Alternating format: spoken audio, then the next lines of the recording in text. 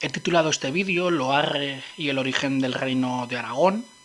Seguramente todos conoceréis el edificio que estáis viendo. Se trata, efectivamente, del castillo de Loarre, ubicado en el municipio ostense, que lleva ese mismo nombre.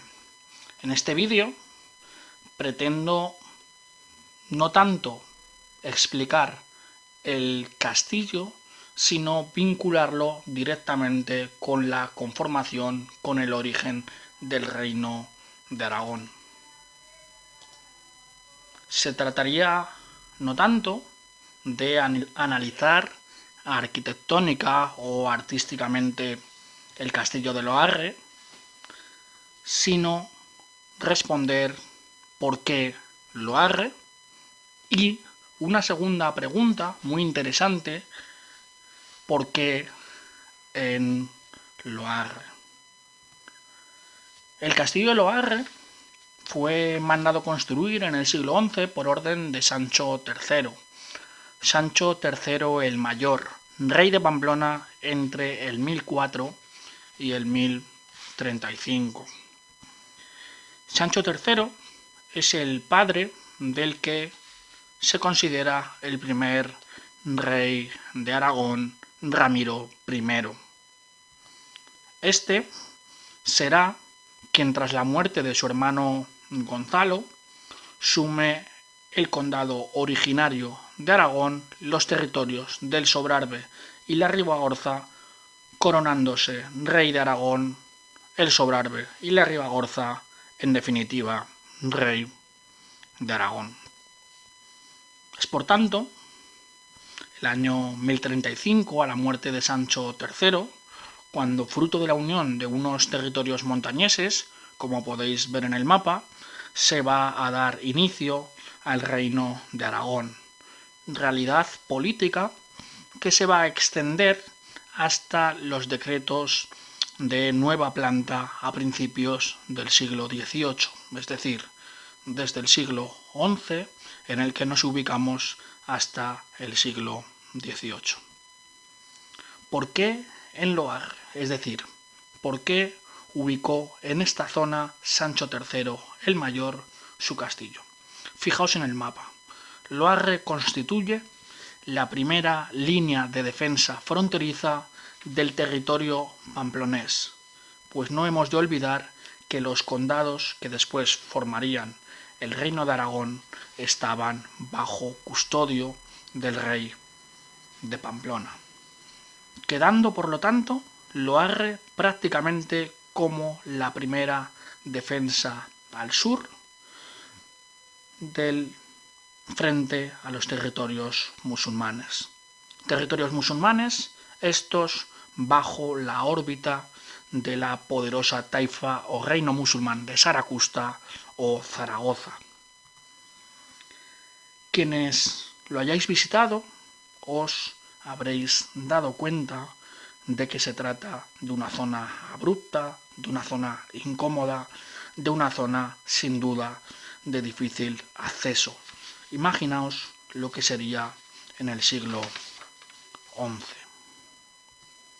Volvemos a Ramiro I, hijo de Sancho III el Mayor, como decía anteriormente, había heredado el condado de Aragón, y tras la muerte de su hermano Gonzalo, tal y como también señalábamos antes, se había apropiado del Sobrarbe y la Ribagorza, dando origen al reino de Aragón. Quedaban, por lo tanto, Loarre dentro del territorio aragonés, siendo así pues el enclave más al sur del originario reino de Aragón. Quedaba además, como se puede ver en el mapa, constreñido entre el propio reino de Pamplona, en manos de su propia familia, al oeste, y al este por los territorios de la poderosa Casa Condal de Barcelona, muy ligado ahora al reino francés, allende los Pirineos. Casa Condal que en apenas poco más de un siglo quedaría ligada también al reino de Aragón. Por lo tanto, tal y como podemos ver, únicamente quedaba posibilidad de expansión hacia el sur, hacia territorio musulmán.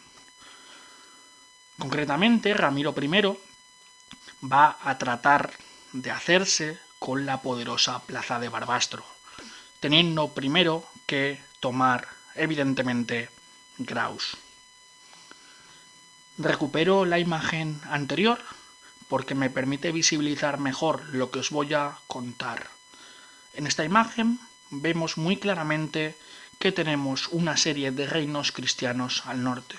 Esos que, partiendo de su origen en Covadonga, en el siglo VIII, y a lo largo de los siglos se habían ido expandiendo en esa idea de reconquistar la península para el cristianismo. Sin embargo, el primer rey de Aragón, Ramiro I, morirá en batalla a las puertas de Graus en torno al 8 de mayo del 1063.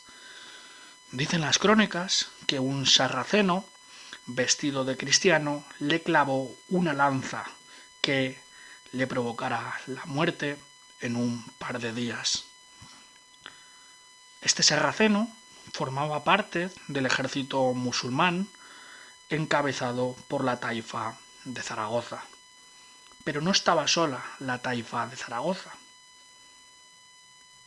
La taifa de Zaragoza, para tratar de defender Graus y Barbastro, tenía en sus filas una contingencia, un ejército a las órdenes de Sancho, del príncipe Sancho de Castilla, futuro Sancho II de Castilla.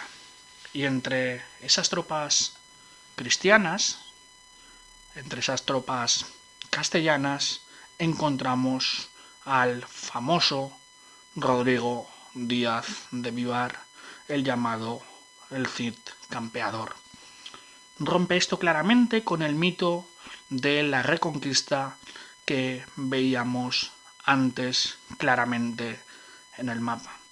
Pues los reinos cristianos no solo pugnarían entre sí a lo largo de toda la Edad Media, sino que también, cuando veían peligrar sus intereses, no dudaban en aliarse con los reinos musulmanes.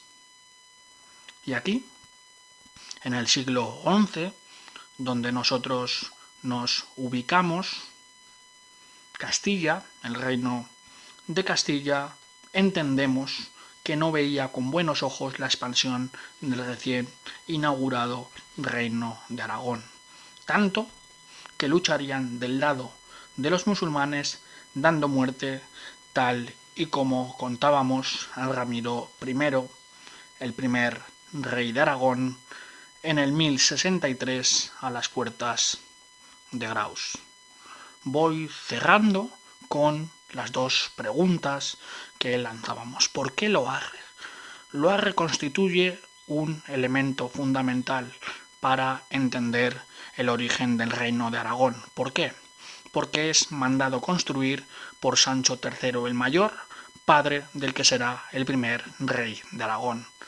Ramiro I, primero Ramiro, conde de Aragón, expandirá su territorio hacia el Sobrarbe y la Ribagorza cuando muera su hermano Gonzalo.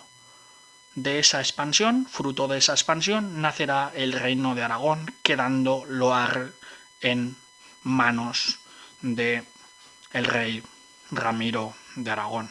¿Por qué en Loarre? La segunda de las preguntas. Hemos visto en el mapa cómo Loarre constituye la frontera sur, primero del reino de Pamplona, ahora ya del reino de Aragón. Frontera sur que coincidiría claramente con esa idea de reconquista cristiana sobre territorio musulmán.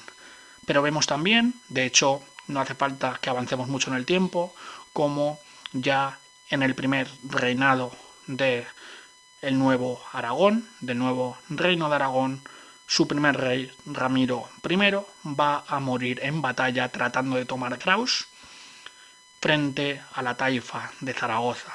Y dentro de la taifa de Zaragoza tenemos contingencias, tenemos un ejército cristiano, un ejército castellano, donde además tenemos a el Cid campeador, rompiendo así con esa idea de conquista, con esa idea de reconquista que parece ser cubre de manera muy superficial muchos de los manuales, muchos de los discursos históricos actuales.